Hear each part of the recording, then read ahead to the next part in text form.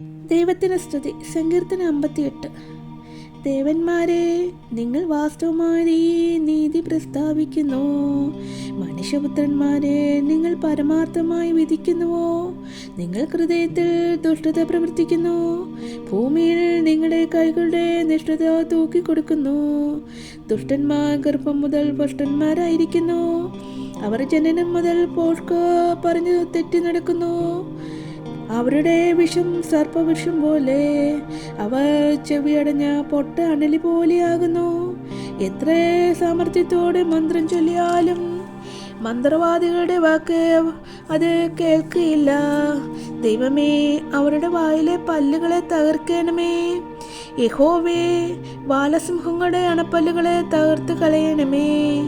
ഒഴുകിപ്പോകുന്ന വെള്ളം പോലെ അവർ ഉരുകിപ്പോകട്ടെ.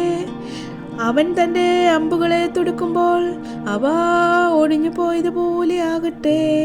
അലിഞ്ഞുപോയി പോകുന്ന അച്ചുപോലെ അവർ ആകട്ടെ.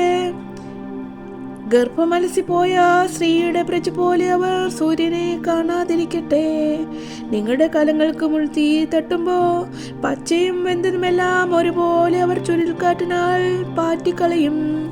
നീതിമാൻ പ്രതിക്രിയ കണ്ട് ആനന്ദിക്കും. അവൻ തൻ്റെ കാലുകളെ ദുഷ്ടന്മാരുടെ രക്തത്തിൽ കഴുകും. ആകയാൽ നീതിമാന് പ്രതിഫലമുണ്ട് നിശ്ചയം. ഭൂമിയിൽ ന്യായം വിധിക്കുന്ന ഒരു ദൈവമുണ്ട് നിശ്ചയം എന്ന് മനുഷ്യർ പറയുന്നു.